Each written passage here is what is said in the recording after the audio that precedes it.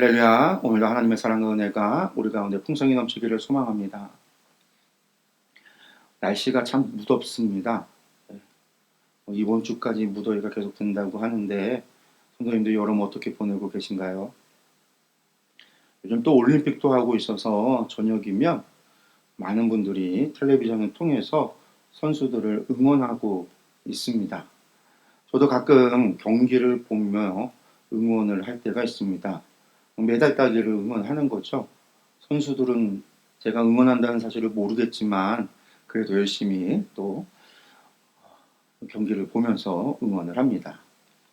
예전에 그런 생각을 한 적이 있어요. 천국에 먼저 간 분들이 그곳에서도 우리를 내려다볼 수 있다면 혹시 천국에도 그러한 텔레비전과 같은 그런 것들이 있다라고 한다면 우리를 보면서 정말 열심히 응원하고 있지 않을까, 그런 생각을요. 우리가 세상에서 이기기를, 세상의 시험과 환난과 고난과 박해 속에서 우리가 신앙을 지키고 거룩한 성도로서의 삶을 살아서 마지막 주님 앞에 서는 그날까지 그 경주를 훌륭히 마치기를 얼마나 응원하고 있을까, 그런 생각을요. 예전에 트루먼 쇼라고 하는 영화가 있었습니다. 여러분 아실 거예요. 주인공 트루먼을 짐 캐리라고 하는 배우가 연기를 했는데, 제목처럼 트루먼이라고 하는 사람의 리얼리티 쇼가 영화의 이야기죠. 아이가 태어나면서부터 30살이 될 때까지를 거대한 세트장에서, 인공섬과 주변은 바다로 둘러싸여 있는 거대한 세트장에서 24시간의 촬영을 해서 방송을 내보내는 그런 리얼리티 쇼입니다. 이 트루먼이 이 모든 사실이 가짜라고 하는 것을 깨닫는, 그리고 그것을 나오는 이야기죠. 이 트루먼을 제외하면은요, 그 공간 안에 있는 모든 사람들은요, 연기자들이에요. 그의 부모부터 시작해서 친구들, 애인, 나중에 아내까지도요, 전부 다 연기자입니다. 트루먼만 이 사실을 몰라요. 그런데 이 영화를 보면 이제 트루먼이 이 상함들을 눈치를 채고 결국 그 세트장을 떠나게 돼요. 그 마지막 순간이요, 그 배를 타고서는 그 세트장을 나가기 위해서 그 섬 바깥으로 탈출하는 이야기가 나오죠.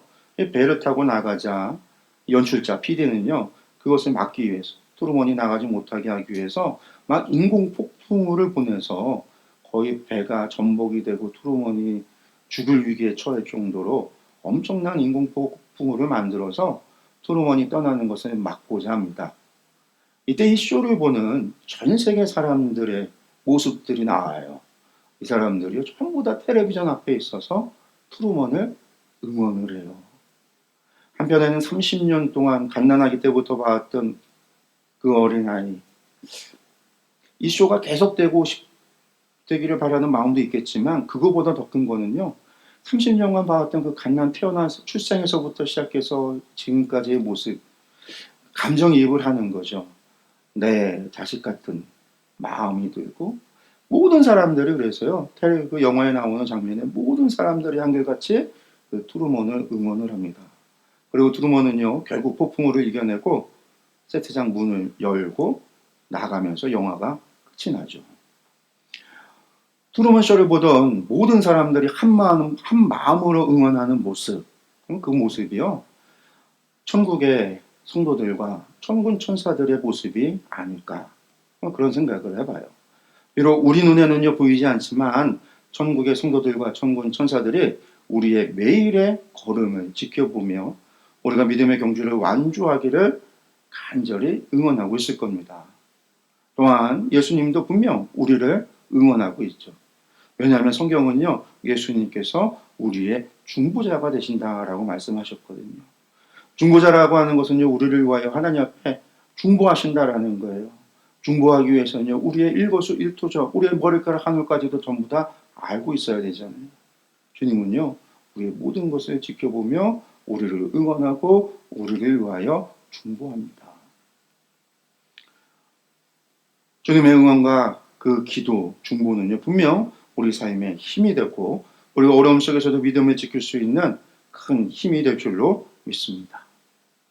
그런데 여러분, 우리는요, 지난주부터 모세의 축복에 대한 말씀을 보고 있어요.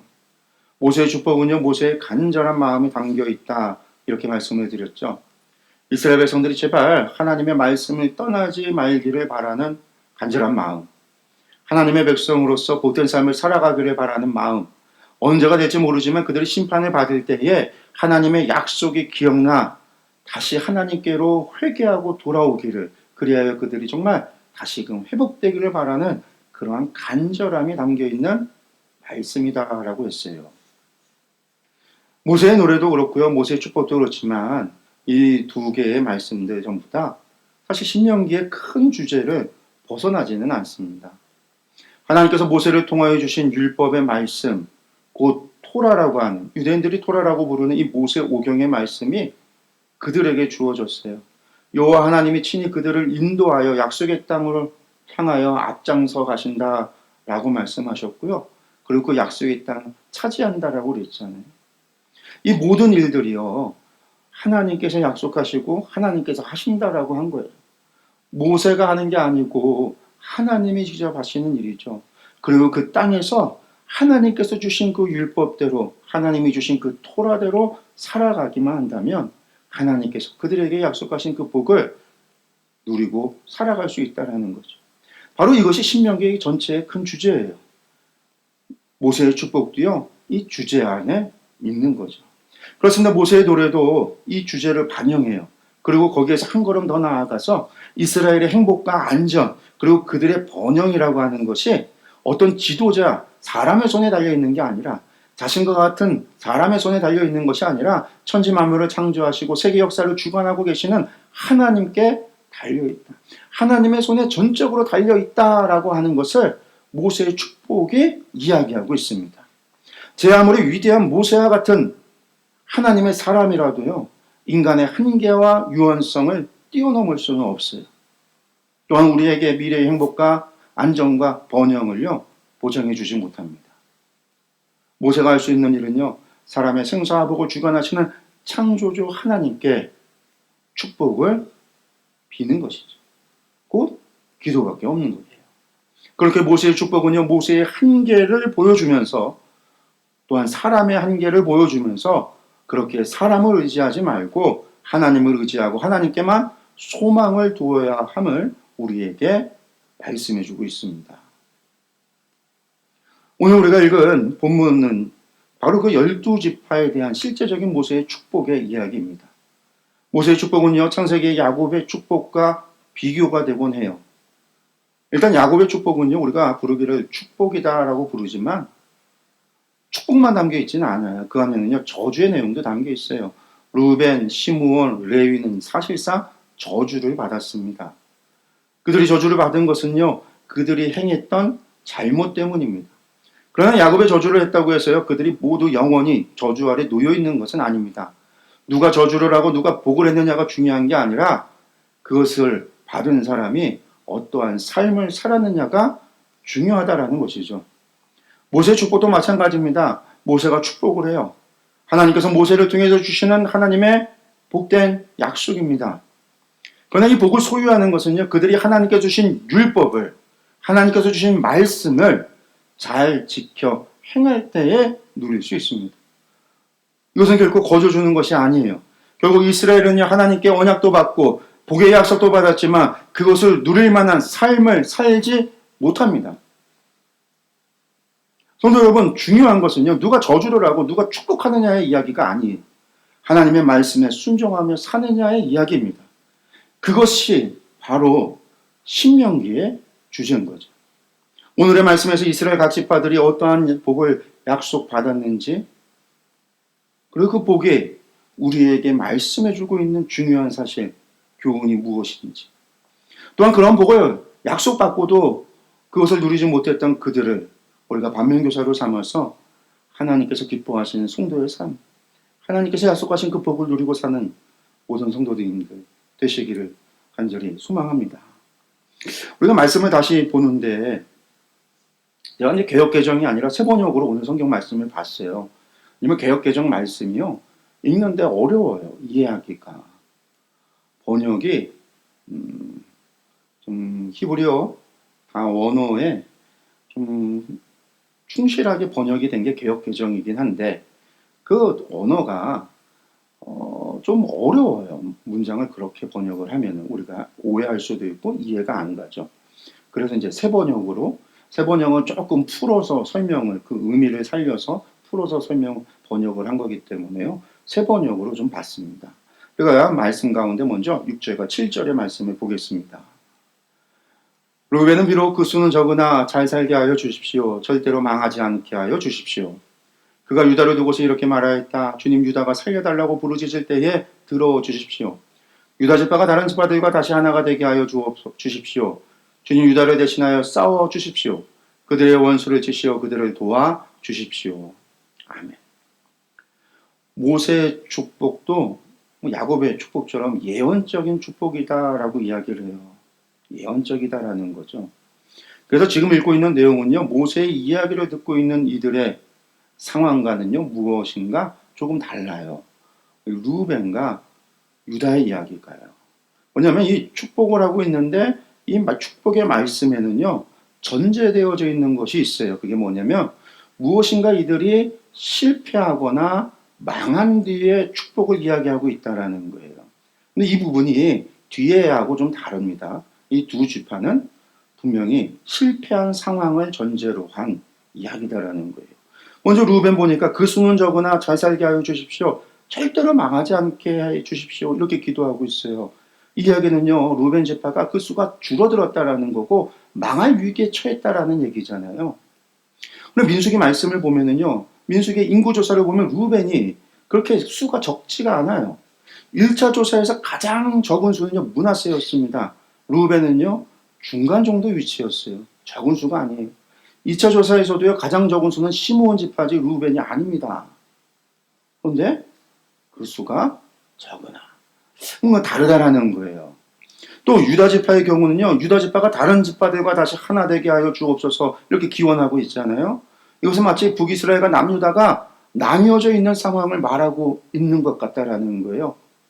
둘이 갈라졌던 그들이 다시 하나 되게 해달라고 하는 기도 같다라는 거죠. 이러한 내용을 염두에 둔다면 모세의 축복 가운데 이 루벤과 유다는요, 무엇을 전제로 하고 있는 거냐면 그들의 실패를 염두에 두고 있다라는 거예요. 그 실패가 뭘까요? 바로 직전에 나왔던 모세의 노래. 그 모세의 노래에서 이어지고 있다라는 겁니다. 바로 이스라엘의 멸망과 회복을 노래했던 모세의 노래에 이어져서 모세의 축복에서 루벤과 유다는 그들이 멸망했던 그 상황 속에서도 하나님께서 그들을 망하지 않게 해달라는 것과 유다가 다시 이스라엘과 다른 지파들과 하나 될 수 있도록 회복을 기원하고 있다라는 거예요.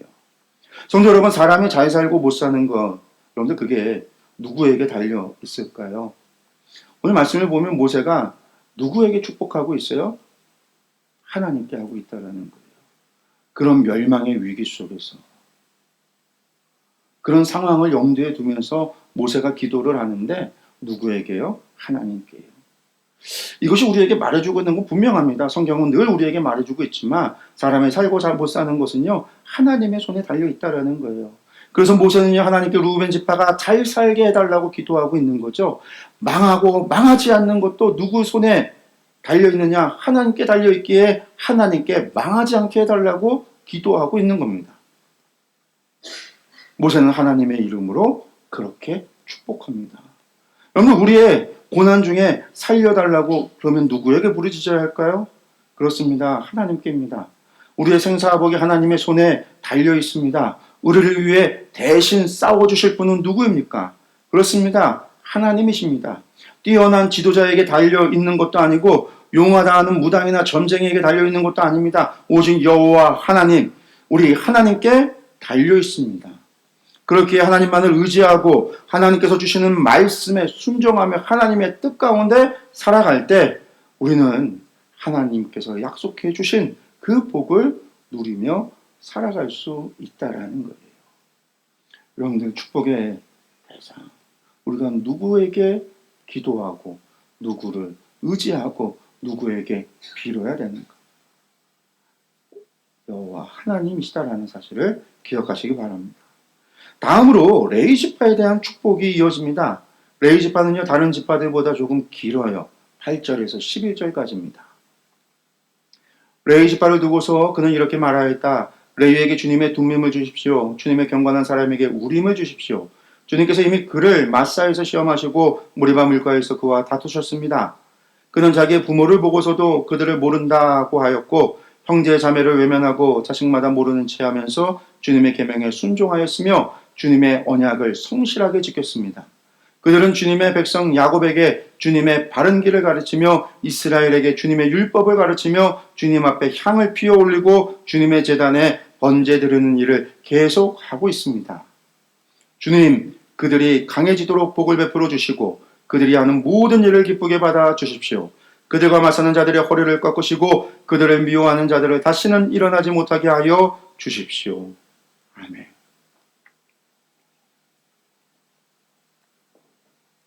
레위 지파의 축복은 좀 길죠. 거기다가 앞서 루벤과 유다는요, 우리 미래적인 상황에서 축복을 하고 있어요. 그것도 미래가 아주 먼 미래잖아요. 그들의 실패, 그들의 심판, 바로 그러한 것을 염두에 두고 하고 있다라고 한다면 레위 지파는요, 지금 모세 앞에 서 있는 현재의 이들이에요. 그들을 향한 복이에요. 유일하게 오늘 모세의 축복 가운데 현재적인 것은요, 바로 이 레위 지파밖에 없습니다. 그에게는 레위 지파의 이야기가 특별하다라는 겁니다.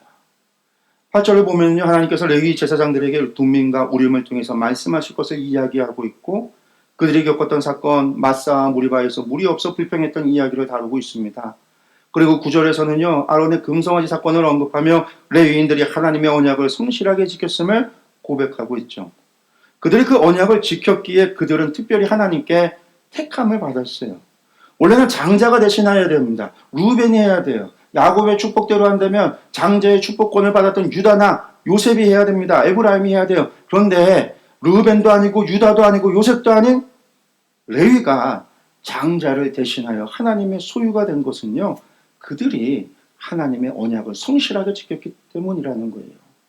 그들이 그 언약을 지켰기에 그들은 특별히 하나님께 택함을 받아 장자를 대신하는 거죠. 그리고 이어서 레위인들의 그 특별함은 곧 그들의 특별한 역할로 이어집니다. 그들의 특별한 사명이죠. 바로 하나님께 택함 받아서 그들이 행하는 특별한 일, 특별한 사명에 대해서 이야기하고 있는데 그 가운데서도 중심은 뭐냐면 바로 주님의 바른 길을 가르치며 주님의 율법을 가르치며 주님을 섬기는 일이다라는 거예요. 그렇습니다. 레위 지파의 축복이 길다는 것은 중요하다라는 이야기라고 했어요. 그리고 그 중요한 일이 무엇이냐? 레위인들의 특별한 사명, 예배와 율법과 율법의 교육과 그것의 순종이라는 겁니다. 이것이 하나님의 백성에게 있어서 가장 필요한 일이기 때문에 그렇습니다. 성도 여러분, 하나님께 복을 받는 특별한 비결이 따로 있는 것이 아닙니다. 부적을 쓰고 구슬을 하고 천일 기도를 해야 복을 받는 것이 아닙니다. 하나님의 말씀에 순종하며 하나님께서 기뻐하시는 영과 진리로 드리는 예배를 드리며 주의 말씀에 순종하여 순종의 열매를 맺는 삶, 여러분들 그러한 삶이 하나님께 복을 받는 삶입니다. 그것이 복의 비결인 거예요. 그것이 이 땅에서 우리가 형통하게 살고 복을 누리고 살며 행복하게 사는 유일한 비결입니다. 성도 여러분, 이것을 잊지 마시기 바랍니다. 이어지는 집파들의 축복은요, 전부 다 미래적인 것을 이야기합니다. 그런데 루벤과 유다하고는 달라요. 루벤과 유다는요, 심판이라고 하는 그런 암울한 상황에 주어지는 예언적 축복이었다라고 한다면요, 베냐민부터 시작하는 지파는요, 그런 암울한 상황이 아니에요. 그들이 약속의 땅에 들어가서 누리게 될 축복입니다. 그들이 그 땅에서 누리게 될 복에 관한 예언적인 축복이 12절 이하의 베냐민 지파부터의 이야기입니다.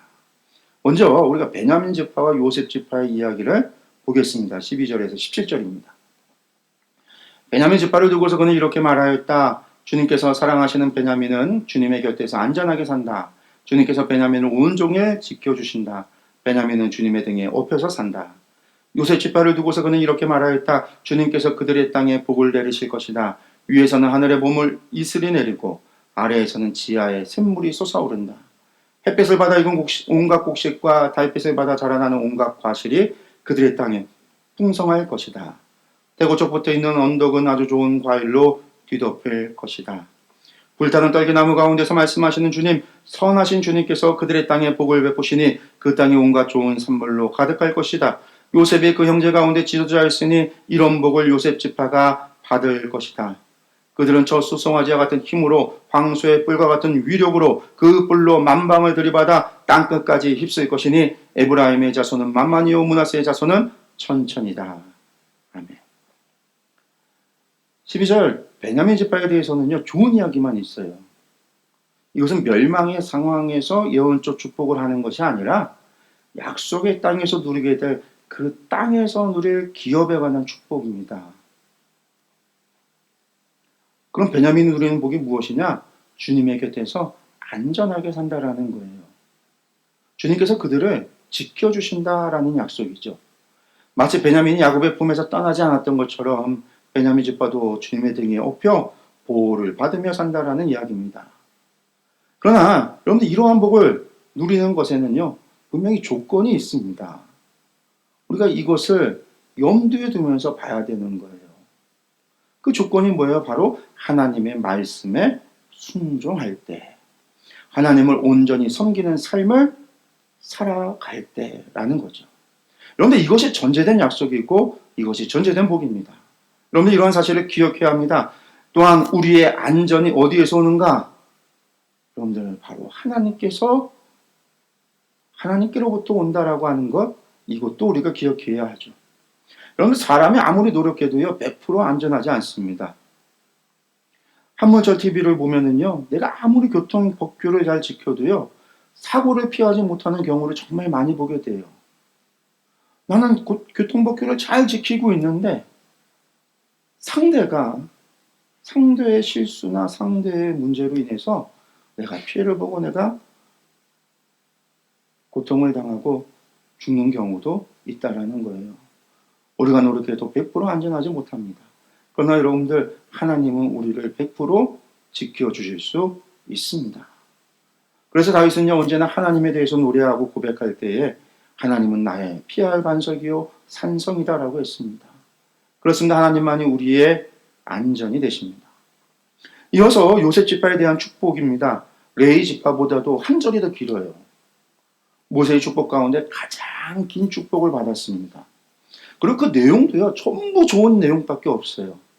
그러니까 모세의 축복의 주인공은 사실은 요셉이다라고 이야기할 수 있을 정도로 분량도 많고 내용도 아주 좋아요. 게다가 요셉이 그 형제 가운데 지도자였으니 이런 복을 요셉 지파가 받을 것이다 라고 장자의 축복까지 해주고 있어요. 유다 지파는요, 받지 못한 복이에요. 모세의 축복에 유다 지파를 향한 장자의 축복은 없어요. 요셉 지파만이 이러한 축복을 받았어요. 그 요셉 지파는 왜 이런 복을 받았을까? 성경에서 그 답을 찾기는 어렵습니다. 왜? 성경에 그런 이야기가 나오고 있지 않으니까요. 여러분들 민수기 이야기를 봐도 광야에서 요셉 지파의 어떤 특별한 이야기를 찾아볼 수가 없어요. 그들이 이러한 특별한 복을 받은 이유가 무엇인지 모릅니다. 그 얘기는요, 성경이 침묵하고 있는 것은요, 우리가 그것에 대해서 몰라도 되기 때문이라는 거예요. 그러면 그들이 왜 이런 복을 받았느냐가 중요한 게 아니라 그들은 이런 복을 받고 어떻게 살았느냐를 우리는 생각해 봐야 되는 거죠. 여러분들, 하나님께서 모세를 통해서 이러한 복을 요셉 지파에게 약속해 주셨건만 가장 좋은 복, 가장 많은 분량, 가장 좋은 장자의 복까지 요셉 지파에게 약속해 주었건만 역사의 결과는 어떻게 되죠? 그들은 장자의 복을 누리는 것 같았어요.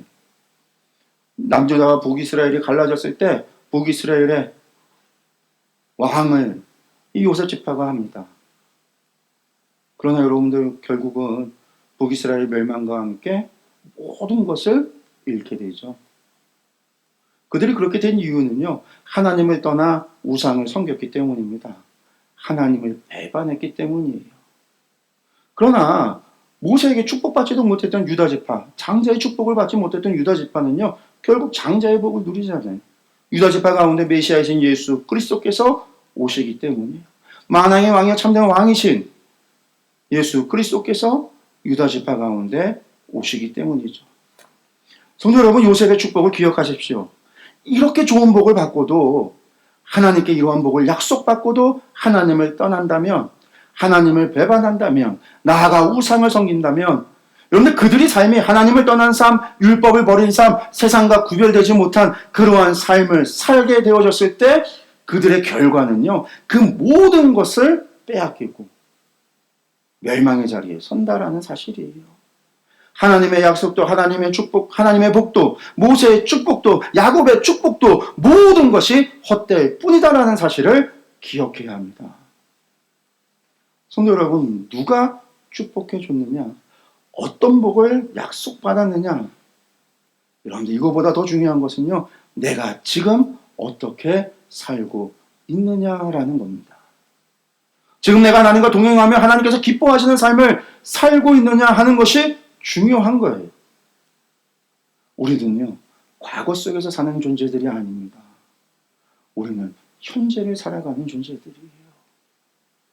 내가 지금 하나님 앞에서 어떻게 서 있느냐, 이것이 중요하다라는 것, 여러분들 이것을 기억하시기 바랍니다. 이어지는 나머지 지파들에 대한 축복이 18절에서 25절까지입니다. 말씀 보겠습니다. 스불론 지파와 이사갈 지파를 두고서 그는 이렇게 말하였다. 스불론은 해상무역을 하여 번성하고 이사갈은 집에 재산을 쌓는다. 그들은 외국 사람을 그들의 산마을로 초청하여 거기서 의의 제사를 드린다. 바닷속에서 얻는 것으로 부자가 되고 바닷가 모래속에서도 감추어져 있는 보물을 취한다.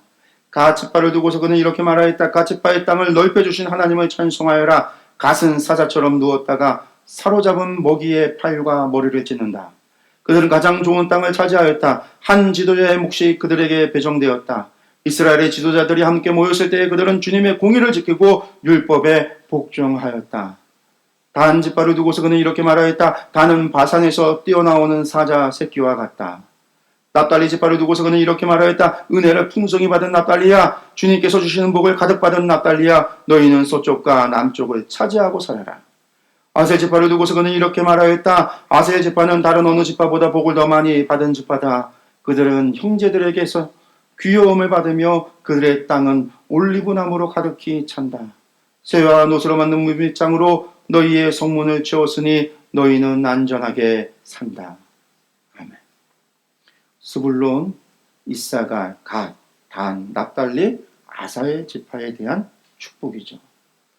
그런데 이들 지파들은요, 짧은 축복이지만 그 모든 축복이 약속의 땅에 들어가서 누리게 될 일에 대한 예언적인 축복이에요. 이들의 축복은 짧지만 그들이 누리게 될 풍성한 복은요, 결코 짧지도 적지도 가볍지도 않아요. 풍성한 복을 하나님께서 약속해 주셨습니다. 그러나 이 또한 그렇습니다. 그 내용이 아무리 좋아도요, 그것을 받을 자격이 있어야 한다라는 겁니다. 우리는 역사를 통해서 이것을 철저하게 깨달아야 돼요. 누가 축복을 해주었느냐가 중요한 것도, 하나님의 복의 약속을 받은 것도 중요할 수 있겠지만, 그보다 더 중요한 건 과연 나는 그 복을 받을 자격 있는 삶을 살고 있느냐라는 거죠. 이러한 복을 받고도 그들은요, 자격 없는 삶을 살았습니다. 그 결과가 이스라엘의 멸망입니다.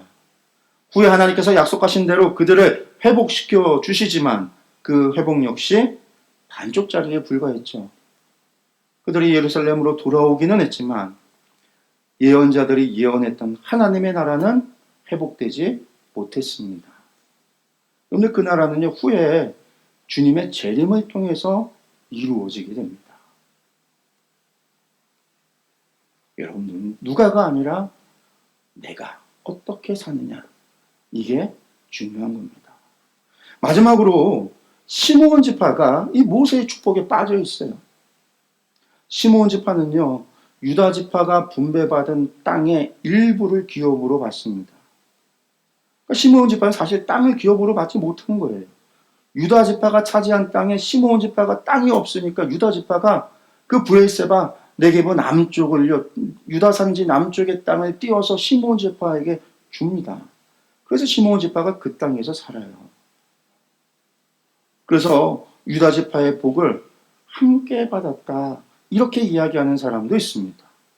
혹은 민수기의 마지막 부월 사건에서 시므온 지파의 죄가 컸다라는 거죠. 시므온 지파의 장로였던 시므리가 고스비의 딸과 범했던 그 간음 사건, 이 죄로 말미암아 그리고 이 시므온 지파가 그런 바알 부월의 사건에 많이 동참했기 때문에 시므온 지파의 죄가 커서 하나님께서 그들을 징계하셨고 모세의 축복에서 빠졌다. 이렇게도 이야기합니다.